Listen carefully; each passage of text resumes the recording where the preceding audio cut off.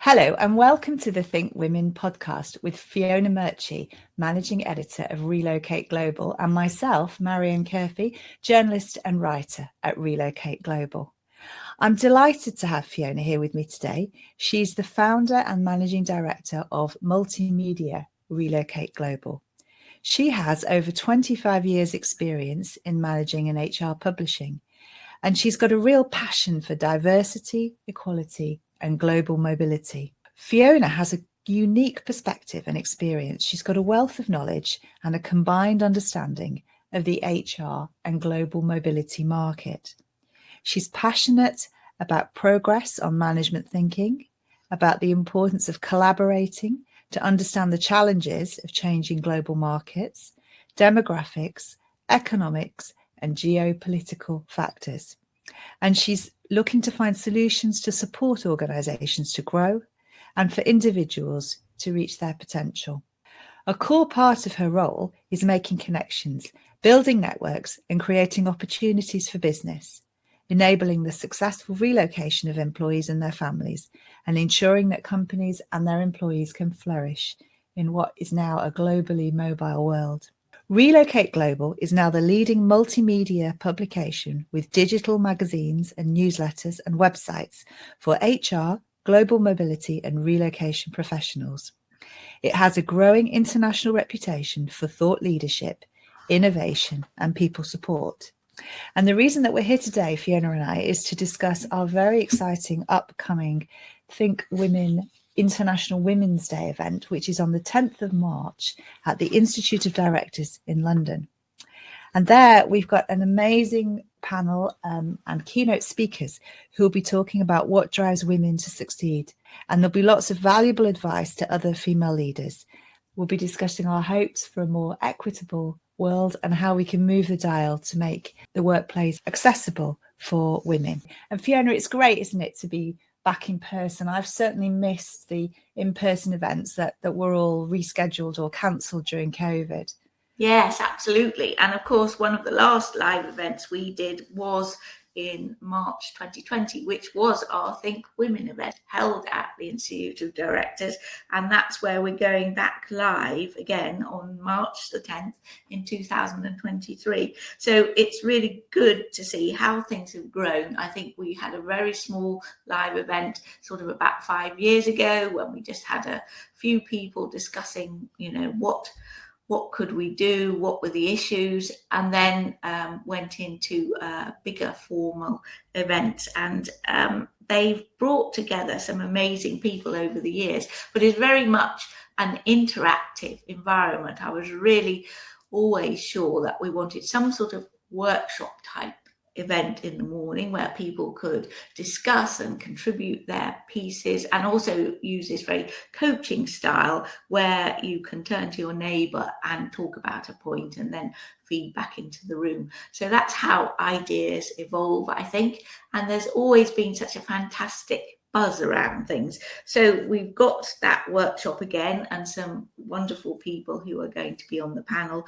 including Serena Ward, who's on a fabulous podcast that you've just recorded.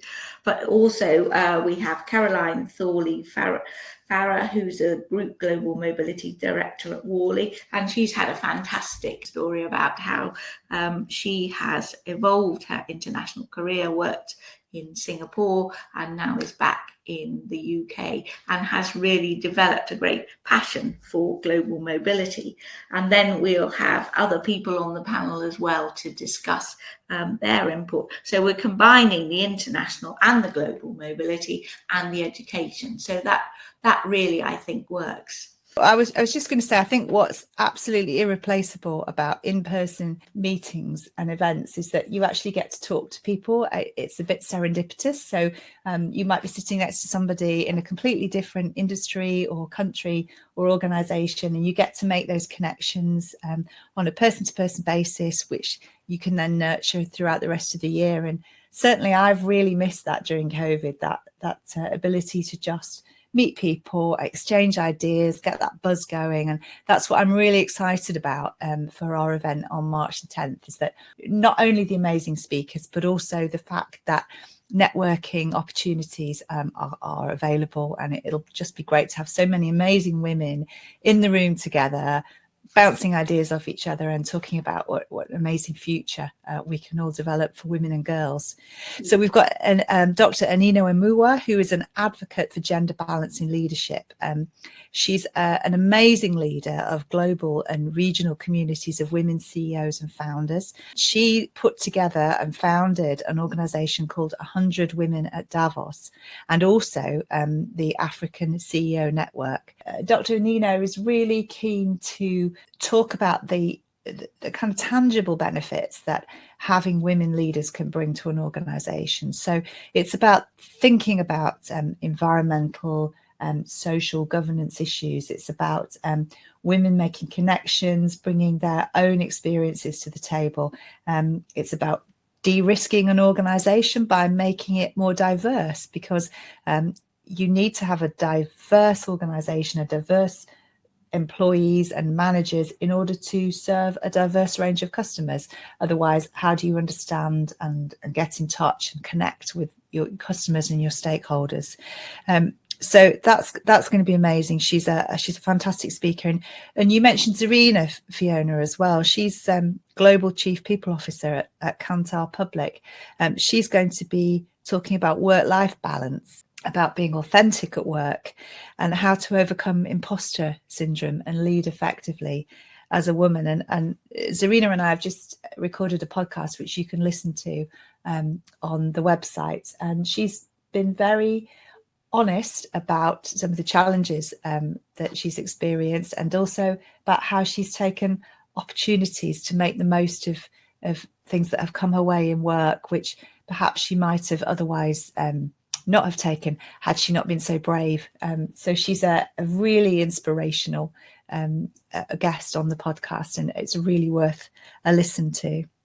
And of course, the other really exciting thing is that at the workshop session and over the networking, we're going to be able to tease out what it is that the whole Think Global People, Relocate Global community can do to move things forwards ourselves. Because after all, also Anino has that experience of building that 100 Women at Davos network, which she built out of having experienced attending herself as an economist and in a professional capacity, but finding that there was a lack of networking experiences for opportunities for women. So I think there's an opportunity here to learn from what she's done, and also take that to our group and see what there is that we can borrow from there to really help international women in their careers. I think that's really important. I think those connections, that coaching and mentoring, these are things which women don't always have access to when they're working in international roles. And I think the idea that there could be a community that develops and grows and supports women is really amazing. And I think that's one of the great things that we'll hopefully get to grips with on March the 10th, is that you're going to invite input from the people who attend, as well as those who want to contribute, to talk about what they need and what they want going forward, and how best Think Women can support them in the future. Yeah, and what I've been really impressed by talking to people as we've been doing these interviews, and also for the series of 40 women, is that just how ordinary, normal and fun they are as people, and also they're authentic, as Zarina has showed us, but also very connected to the different areas of their life that they juggle in order to achieve career success. So I'm sure people at the start of their career as well will really be encouraged to realise that you don't have to have a linear path and know exactly what you're going to do, because things just seem to work out if you've got the passion and purpose and take up the opportunities along the way. And actually, I think that's one of the things that Anino is going to discuss, is that women's career paths are not necessarily linear, for lots of different reasons, and that sometimes it's more cyclical, or that women take different segues into different roles, and that actually that's okay. It's a different way of progressing through a career, but it's not the only way. And I think organizations perhaps need to be a little bit more open-minded when they're recruiting, and thinking about what are the transferable skills that senior women have that they can bring to a role, rather than being rigid about what particular qualifications or specific roles they need to have had in order to progress further in their career. And also, she's very switched on, obviously, about the technology. In fact, most of our people we've talked to are. Yes, I think one of the points that she made really well is that technology and tech companies are often startups, and they're built from the ground up. And here we have an amazing opportunity to rethink what the workplace is. So pre-COVID and pre-tech, we had a workplace which was arguably designed for men. It was a 5-day week, and it was 9 to 5 in the office, or for many people a lot longer. And there was a culture of presenteeism, of having to be in the office. Since we've been through the COVID experience, we know actually hybrid working can work really, really well.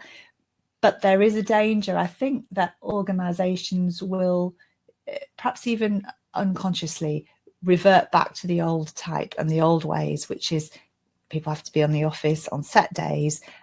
There are kind of old school ways of working, and promotion comes from adhering to those particular ways of working. And I think we need to really think now in terms of not just tech firms, but how technology feeds into the workplace as a whole.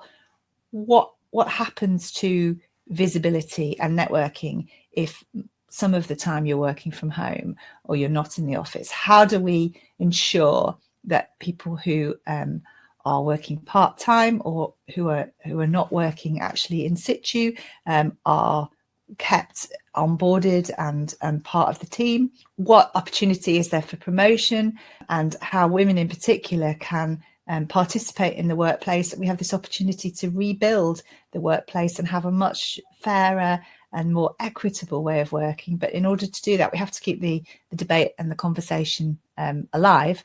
Otherwise, there's a danger that we revert back to the old kind of command and control style of leadership, where everybody has to be sitting at the desks and logging on at a specific time of day.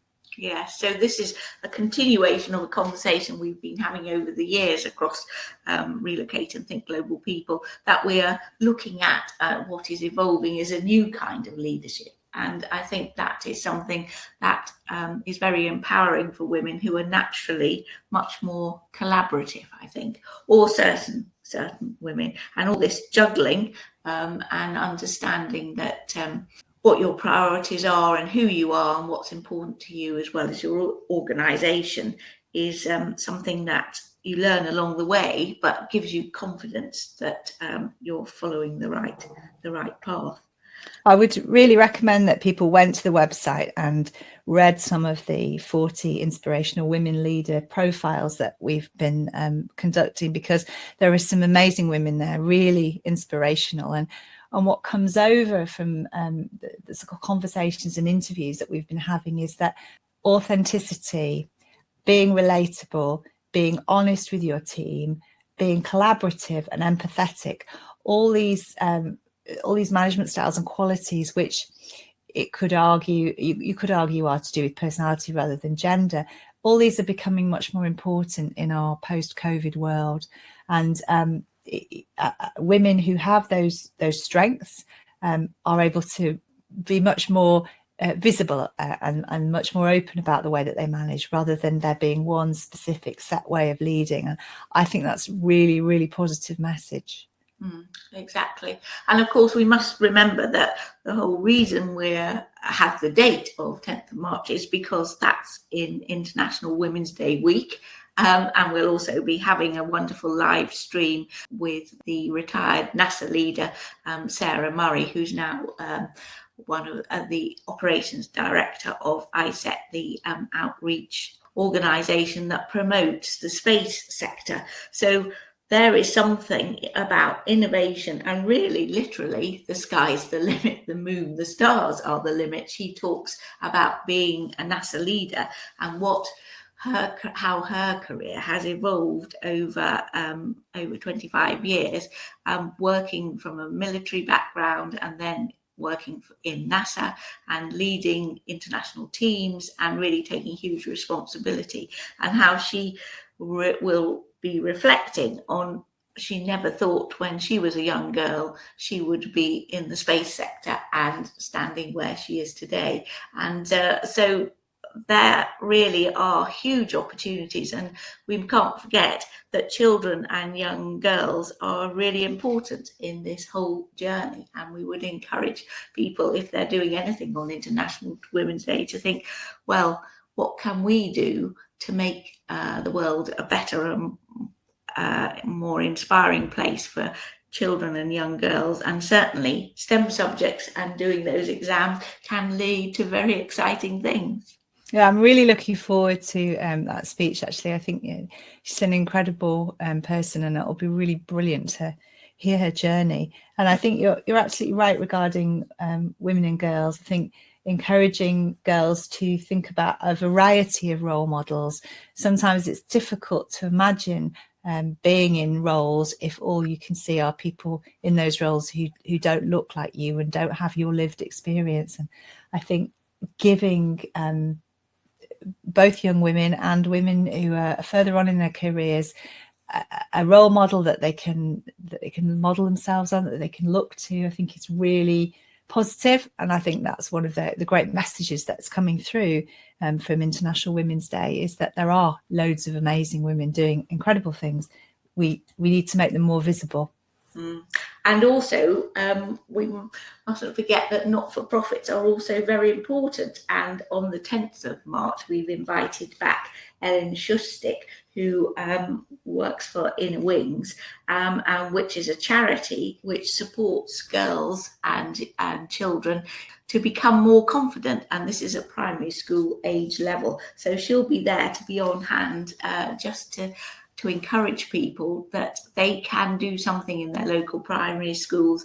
And the courses and programs that they offer really are working with children who've been really knocked back a bit by the whole COVID experience, to really push their education and really think about going into some STEM subjects. And of course, they were backed by entrepreneurs and the technology sector. So that's fantastic. I think that's really starting at grassroots level, isn't it? And making sure that young girls have access to those sort of confidence boosting tools that will be life skills that they can take through the whole of their career. Yes. And in their personal life as well. And of course, Marianne, you write a lot about diversity, equity and inclusion for us, and the importance it has across companies and organisational growth. And you've interviewed a number of people, haven't you, for the series, and who are coming, about the full range of diversity issues and support that is available. Yes, so I had a great conversation with Jenny Hind, who is from the Clear Company, and she was talking to me about how diversity and inclusion are becoming absolutely baked into the DNA of companies these days. Not only is it important in terms of stakeholders and investors wanting to know what's happening in terms of diversity within organisations, but companies are also being asked now what's happening with the suppliers that they're working with. Are the suppliers also, have they been through checks for DE&I? And I think the other thing is that the generations that are coming up, the millennials and the Gen Zs, are very, very aware of inclusivity, of diversity, of the different talents that people can bring.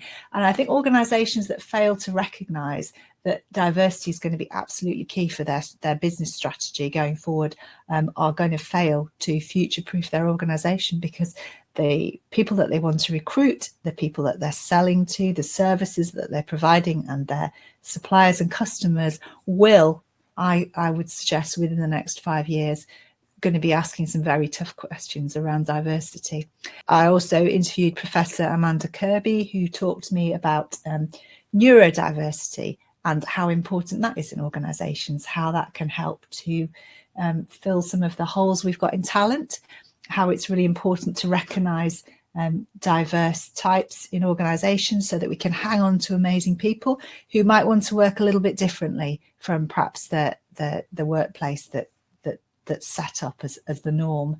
So we've also spoken to a number of other recruiters and people managers, and I would really recommend going to the website and reading some of those interviews, because diversity and inclusion are going to be absolutely key going forward. And also we've got a very good coverage of people who work in the global mobility sector from all different angles, from the relocation management companies, schools, destination service providers, removals, and the specialist experts in all sorts of areas, not to forget the really important compliance areas such as immigration and tax. And it was really telling, I thought, that quite a few of the people you interviewed had started life in some of those areas like tax, legal, and then slightly pivoted their career. So these sort of issues are not going to go away, with such as immigration and who can come to a particular country. I mean, we've also got the Permats Foundation coming, who do a great job supporting visas and lobbying for partners and families to get access to work and move to particular countries. So it all goes round in full circle, I think.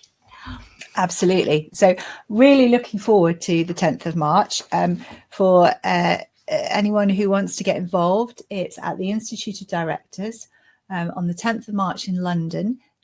Information about tickets and how to attend are on the website, relocateglobal.com. Fiona, is there anything else that you want to add? No, I would just say, please try and join us. And if you can't join us on the day, please take advantage of the Innovation and Space live presentation with Sarah Murray on the 8th of March. That's on International Women's Day itself. But also, we'd love to hear from you if you've got ideas of how this Think Global community, Think Women and Think Global people, can really encompass what you want to see and how to make progress in international careers and support women and girls to flourish. Thank you, Fiona. It's great to talk to you today. Looking forward to seeing you on the 10th of March. Looking forward to see everybody else too. It's going to be an amazing day. We're going to have a real buzz, some great ideas, lots of networking opportunities, and some really inspirational speakers. So I'm really looking forward to it. Yes, well, thank you very much, Marianne. And so do come, everybody. We look forward to hearing from you.